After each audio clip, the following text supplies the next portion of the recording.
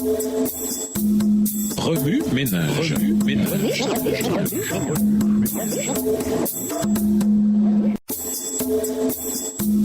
Remue ménage.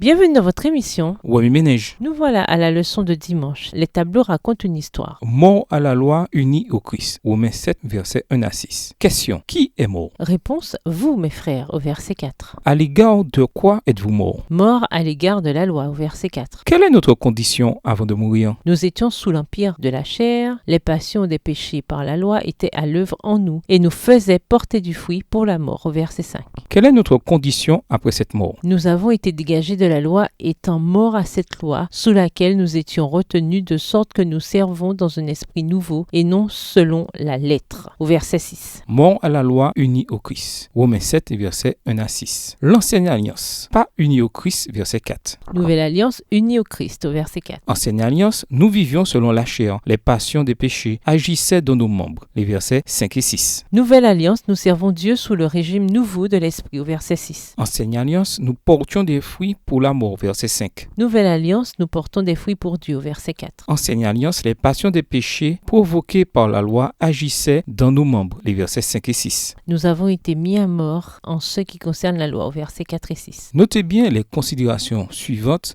vues dans Romains 7. Premièrement, l'alliance du Sinaï. La loi était elle-même une alliance matrimoniale depuis l'introduction de l'Ancien Testament, Jérémie 31, versets 31 et 32, jusqu'à la définition de la Nouvelle Alliance, Jérémie 31, versets 33 et 34. Yahvé a dit du peuple d'Israël, « J'avais été pour eux un époux », version Osterval. Deuxièmement, Romains 7, les versets 5 et 6 caractérisent l'ancienne alliance comme étant la chair et la nouvelle alliance comme étant l'esprit. Troisièmement, la lettre, version du second, était un mot de code pour le légalisme, se référant à une réponse purement extérieure, c'est-à-dire légaliste à l'évangile par opposition à une réponse de foi venant du cœur. Romains 2, les versets 27 à 29. Quatrièmement, Romains 6, les versets 20 à 22 que nous avons étudiés la semaine dernière a révélé qu'avant la conversion et le baptême, nous portons des fruits qui entraînent la mort et qu'après le baptême, nous portons des fruits pour la sainteté et la vie éternelle. Remue ménage, revenez à votre texte écrit et étudiez le passage. Encerclez les mots ou expressions ou idées répétées. Soulignez les mots et expressions qui sont importants et qui signifient quelque chose pour vous. Reliez par une flèche les mots ou expressions aux autres mots ou expressions associés ou connexes. Quels éclairages particuliers vos notes semblent-elles indiquer dans l'ensemble? Mémorisez votre verset préféré tiré de Romains 7, verset 1 à Romains 8, verset 4. Écrivez-le plusieurs fois pour vous le rappeler plus facilement. De quelle manière Romains 7, les versets 1 à 6 met-il en contraste